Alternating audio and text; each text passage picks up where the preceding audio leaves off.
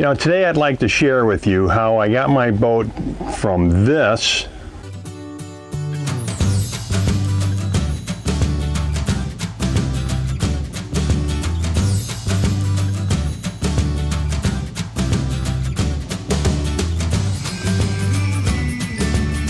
to this.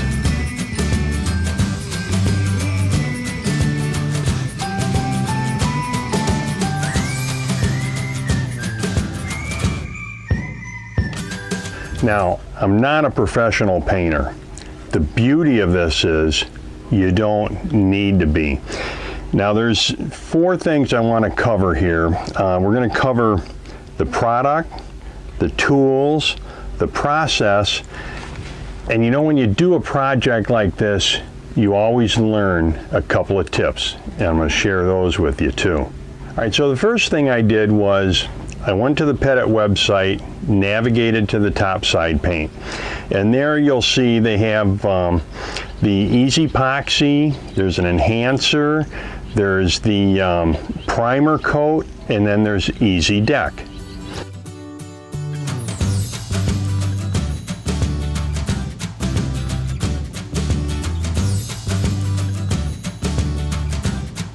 So here's all the product, and I tell you what, guys, I am excited to try this Flex epoxy.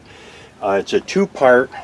When it comes out of the tube, it's 2 colors. You mix it, you're ready to use it, or when you run it through this tube here, it mixes it. By the time it comes out here, you're ready to go. So I've got my primer, my top coat, or for the smooth area, the non-skid, and the performance enhancer that I'll use on the last 2 coats of the Mediterranean white. Well, here's some of the tools and supplies that I use, and they're not all here. I borrowed a Dremel tool from Dan. I gave that back to him. And then of course you're going to need epoxy. But I've got the plastic gloves, several different spatulas here for the epoxy work, plenty of sandpaper. I've got an 80 grit and a 220 grit, and then of course the painter's tape. When you get ready to paint, you want to use a foam closed cell roller, which I have here, and then for a paintbrush, for some of the smaller areas that I can't really get into that well with the roller, you want to use like a China bristle brush or a badger brush, hairbrush, and then also for any tipping you want to use this.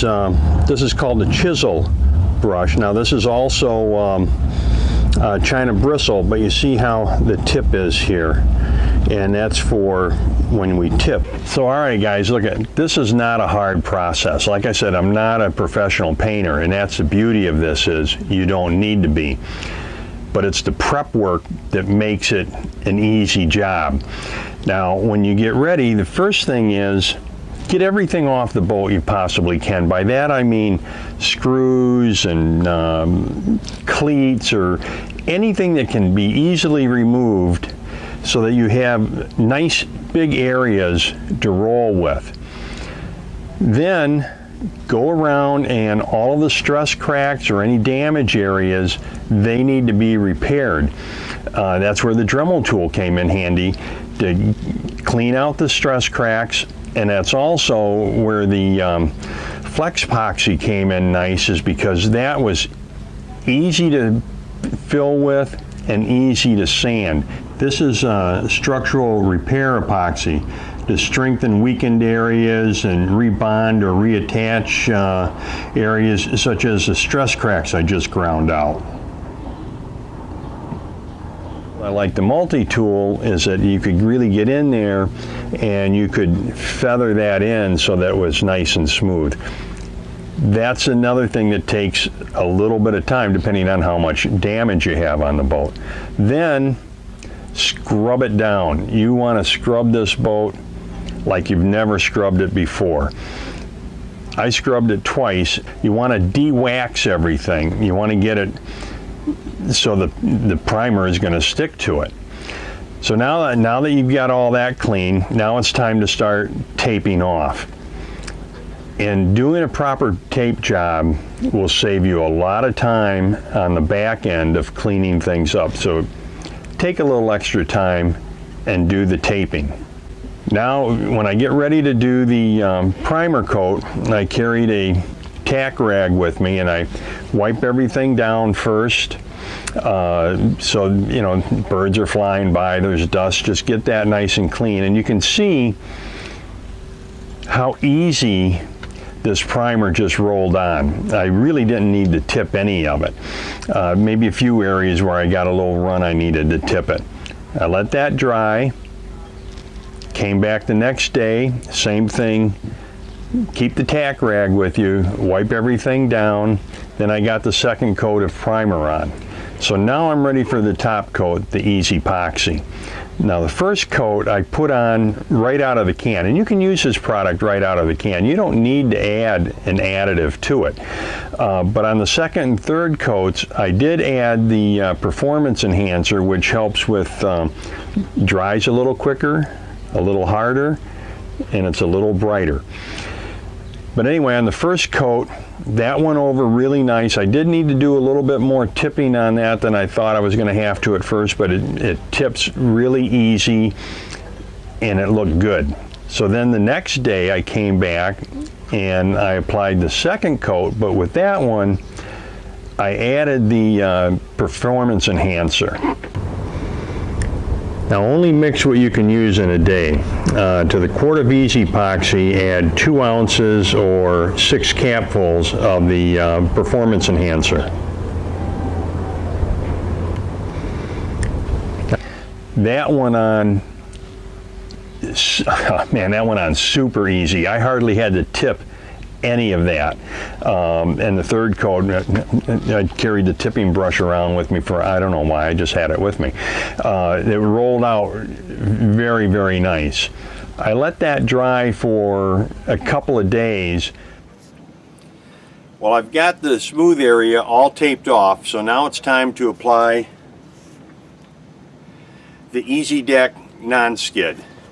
Now I'm using my foam roller brush, and let's open this can, stir this up. Again, we're going to stir it, we're not going to shake it. I don't know if it makes that much difference with the non-skid. Yeah, it probably does. Put my gloves on here. So now we want to give this a good stirring, because you see some of the non-skid material comes to the top. So we want to stir this really nice, guys. And again, we're stirring, not shaking.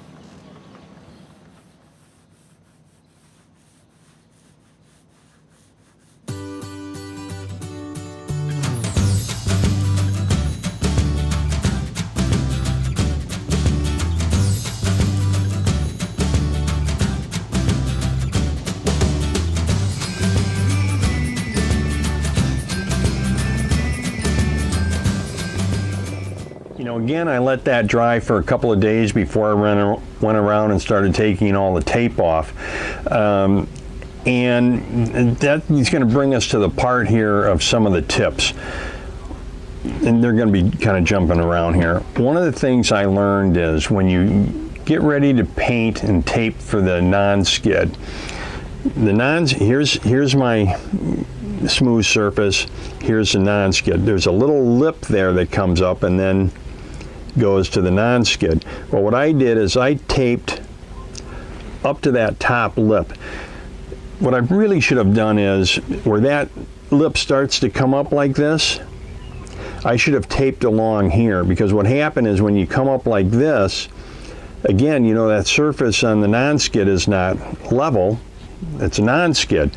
So every so often, I didn't get that tape pushed quite tight enough, and I got a couple of little drips in there. Nothing major, but you know, these are the things that you learn as you go along. So if you tape along the bottom of that where it goes up, you're going to get a much cleaner job.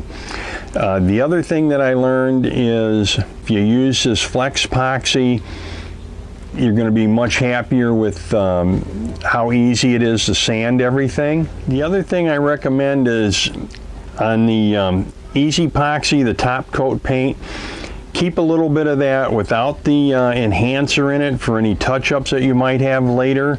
And the same with the non-skid. Try to keep a little bit of that, and I'm not sure how long. That should keep pretty well, just in case you have some touch-up things. As far as maintenance on this is concerned, I'm going to wait at least a week before I really wash anything down, although I guess I could, it wouldn't hurt it. And you don't need to put any wax on this for at least 30 days, and you can see how nice and shiny this is. So overall, guys, the process was not that difficult. The most difficult time I had was the prep work. As far as rolling the paint on and tipping, I did it solo and I had no problems with it. Having a second person maybe would have made it easier, but I'm living on the boat, I'm walking around on the boat, there's not a lot of room for two people. Again, that's part of the process here, is that the paint is easy to use. Well, that's kind of the whole project in a nutshell. Everybody that's walked by has just raved at how nice the boat looks. One couple even thought it was a new boat. They didn't even think it was my boat. That's how nice it looked. Anyway, until next time, happy and safe boating to you, your family, and friends.